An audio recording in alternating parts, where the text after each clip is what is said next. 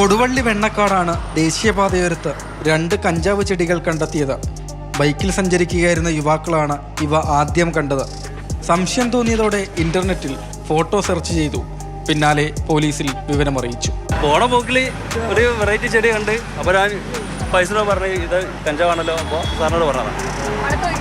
ഇല്ലല്ല, ചെടി കണ്ട് ഫോട്ടോ എടുത്ത് സാർക്ക് പാസ് ചെയ്ത്. ഈ സ്പോട്ടിൽ ഞങ്ങൾ പോയി നോക്കിയപ്പോൾ ഇതിനെപ്പോലുള്ള ഒരു സംശയമുള്ള കഞ്ചാവിനെ പോലുള്ള സാധനം ഞങ്ങൾ കണ്ടു. കാരണം ലാബിൽ പോയി ടെസ്റ്റ് ചെയ്ത് കഴിഞ്ഞാലല്ലേ അത് കഞ്ചാവാണോ അല്ലെന്നുള്ളത് അറിയാൻ പറ്റും. അപ്പോൾ നേരെ എക്സൈസിനെ വിവരം അറിയിച്ചു. എക്സൈസ് ഉദ്യോഗസ്ഥരെത്തി കഞ്ചാവ് ചെടികൾ പിഴുതെടുത്തു.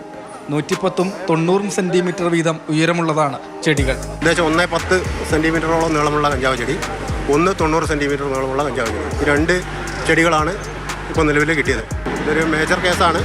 ഏകദേശം 4-5 മാസം പ്രായമുള്ള കഞ്ചാവ് ചെടികളാണ് കണ്ടെത്തിയത്. നട്ട് പരിപാലിച്ചതായിട്ട് കാണുന്നില്ല. അപ്പോൾ ചെടികളുടെ ഇടയിലാണ് ഇത് കാണുന്നത്. നമ്മൾ ഈ ചെടി ബഹുമാനപ്പെട്ട മജിസ്ട്രേറ്റ് മുമ്പാകെ ഹാജരാക്കും. അവിടുന്ന് സാമ്പിളായിട്ട് എടുക്കും. വീണ്ടും കേസിൻ്റെ പ്രൊസീജിയറൊക്കെ ചെയ്യും. ചെടികൾ ഏതായാലും നട്ടുവളർത്തിയതല്ലെന്നാണ് നിഗമനം. റോഡരികിൽ ഉപേക്ഷിച്ച കഞ്ചാവ് വിത്ത് മുളച്ചതാകാമെന്നാണ് കരുതുന്നത്.